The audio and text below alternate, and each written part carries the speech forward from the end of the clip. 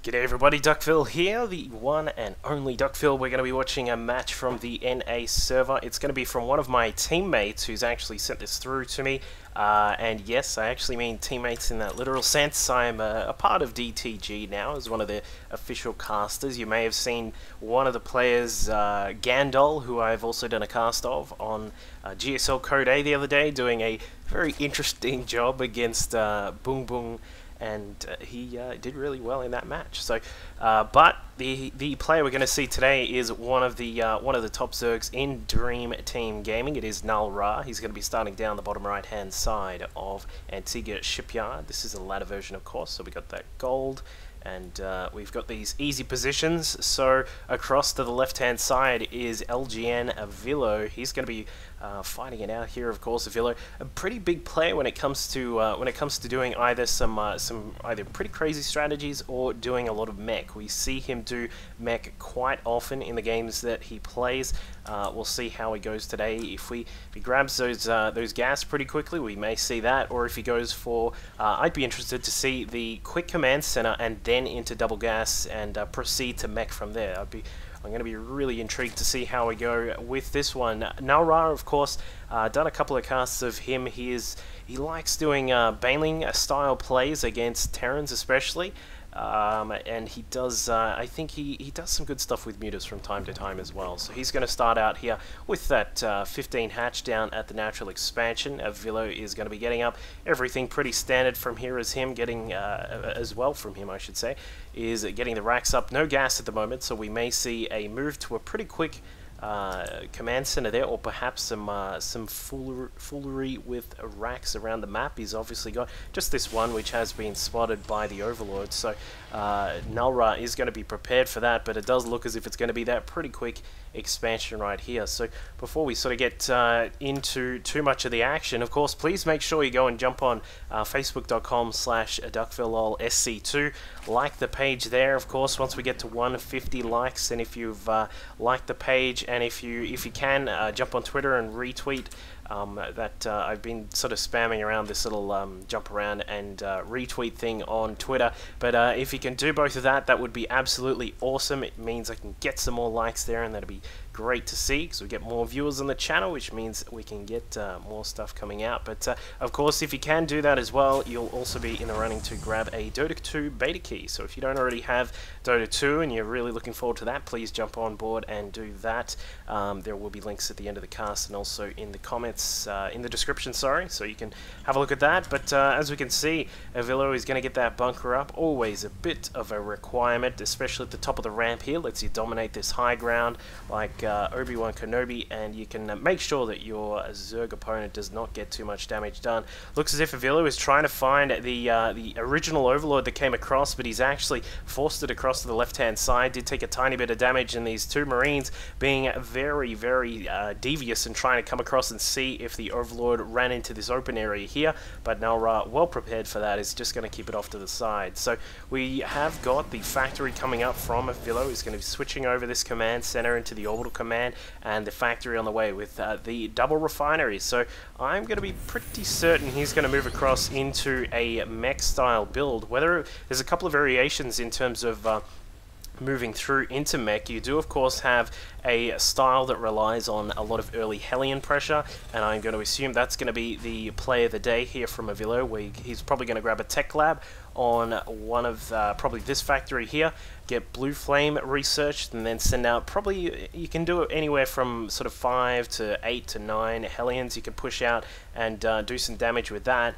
and then transition into your mech when you've already got that sort of presence on the ground, and hopefully you've done some damage. dtGNalRa, meanwhile, on his side of the map, has only just started Ling speed, so he's a little bit behind on that, although what that does give him the ability to do is get some roaches out pretty quickly, and as we can see, he's currently got a total of 5 out on the map. He's just going to move ahead here and see if he can get some pressure done. There are only 3 Marines inside this bunker, no SCVs around. There they go, they've finally come across to defend this bunker for the time being. So this is not going to be a real penetrating force here from dtGNalRa. He's just going to give himself a little bit of time, perhaps get an expansion up at this third base.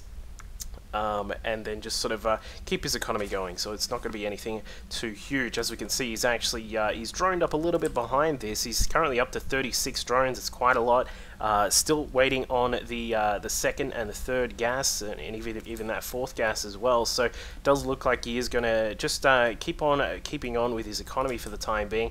Meanwhile, Vilo getting out a couple more of these Hellions, just one scouting around at the moment. One of the tanks is already out as well, so that's going to really help him out. And there we go, taking the third and the fourth gas. So highly likely we're going to see a very strong mech play here from a Vilo. Where did that Hellion go? I'm not exactly sure where it went, but Lair is now morphing in for NalRa. He's going to get that going while the third is on the way. Going to need to make sure that he has at least some mutas out very soon. You don't want to let this tank the tank count get too high.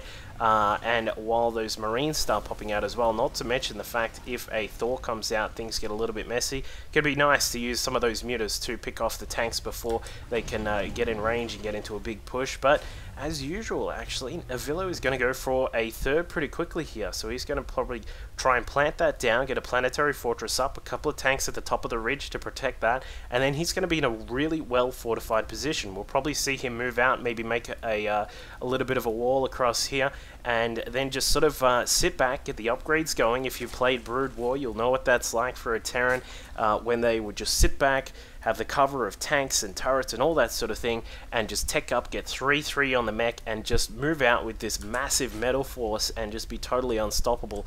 And that definitely is a Vilo style, and that does look exactly like what he's going to go for. We've got one of the armories just across over here, and then a second one just up here as well. So he is definitely going to power up and go for that that very high quality mech style push, and we can't wait to see how he does it, because there was a previous game that I put a cast out between a Vilo and Sandbox where he gave it a red hot go, but was unfortunately not able to get a win against Sandbox. And as we can see, Hellions just poking around for the moment. The Lings have got to be very careful here. The creep chims have also got to be a little bit leery about if they push out and get some more creep going. That's one thing which in some of NalRa's games that I've seen, he's not the greatest with his creep spread. Does enough to get him a good position on the map. Like, this is very nice for him to be able to move out here and sort of cover this sort of area along with getting that third as well. But doesn't do the TLO, the Morrow, the Hey Pro style spread where you'll see him go from this natural here across to this natural by the 5-minute mark. That's not the same style that we see out of NalRa, but. As we can see, the command center is done. He's actually switched that over into an orbital command as well, so he's going to have quite a lot of mules to really supplement his mineral income here. And now with the +1 to vehicle weapons on the way, a Thor is coming through as well. Also looking to get another factory with reactor here, so he's going to have quite a lot of Hellions on the field. We'll probably only see maybe 1 to 2 Thors. You don't want to get too many of those unless you are going for a one of those big Thor styles that you tend to see from time to time, but I'm going to assume that it's going to be just mainly the Hellions and the tanks, because they do a great job with the roaches. And here come those mutas that I was referring to.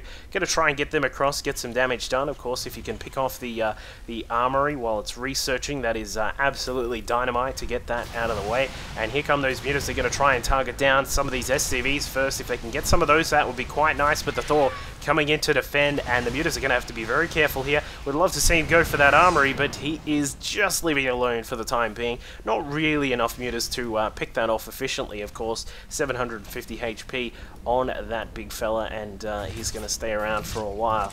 But we do have a Rax just scouting around, running into a Queen there, and going to turn around and say, hey buddy, I'm in the wrong place, please give me directions. But the mutas are going to come across and deny that Rax from getting any further, so that's going to deny just a little bit of scouting there for a Vilo. He's got to try and make sure he's using his command center energy on scans. As you can see, can assume that the third base is there, but doesn't know for sure just yet. And of course, these couple of bases up the sides are also big targets for a Zerg in this sort of style of play here. And as we can see, mutas just coming along, denying another, I think that was a Rax from being built, or was it another turret? I'm not sure. But we do have 3 Thors out, a 4th is now also coming, a 5th is also being constructed as well, and turrets have gone up all over Avilo's base, so he is certainly going to go for that defensive sort of style. And NalRa has decided it's time to push in before this comes too much of a problem. Mutas from the side, they are spread out, so that is quite good for GNalRa, but they are actually not doing too much damage, just a little bit to those supply depots. He's trying to find some of the tanks,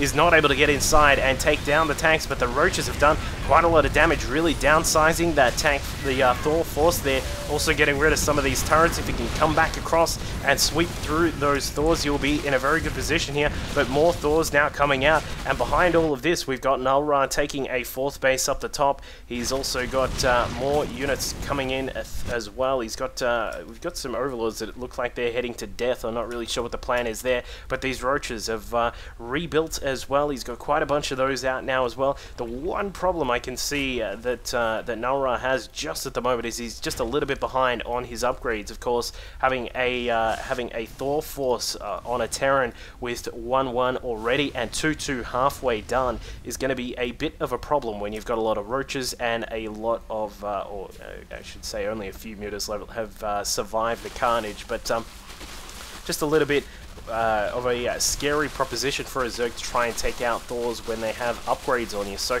GNalRa needs to make sure that he is powering up these upgrades, and he is indeed doing that, getting +2 to missile weapons and also +1 to the carapace as well. Is really going to help. Coming inside to try and deny this 3rd base is going to take it down for the moment. The mules have been removed and the mining has been halted, but of course Avilo will be able to protect that for the time being.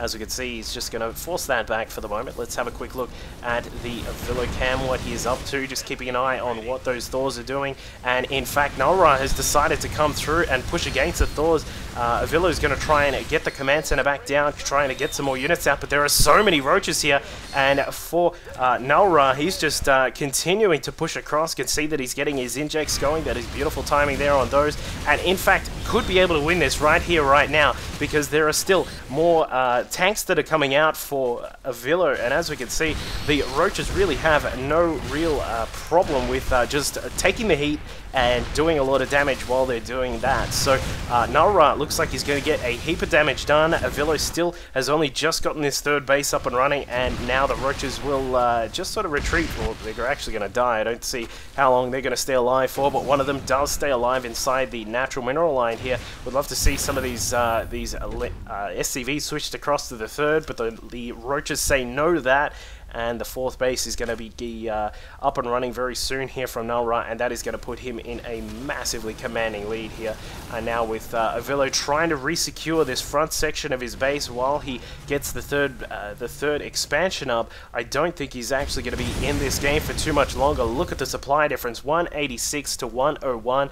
Avilo is looking like he's going to have a bit of a problem. He may look to try and get a planetary fortress up, which would be quite nice. And, you know, I said GNalRa with his creep spread was a little bit sketchy at times, but have a look at this. He's into the effectively this front door area of the natural and the 3rd, and has got creep tumors aplenty just pushing their way up. There's even a creep tumor queen just hanging out, having a party at the front there, just defying those tanks, trying to say, "Come at me, bro," with those siege mode tanks, and it's not going to happen just yet. But a couple of the Thors, the tanks, I should say, taking shots at the high ground here. The queen has taken a couple there, but now with the 4th base up, we've got drones in both the extractors. We got a couple on the minerals as well, and it looks as if GNalRa is going to push through with a lot of these roaches now coming across, going to deny this command center from getting up.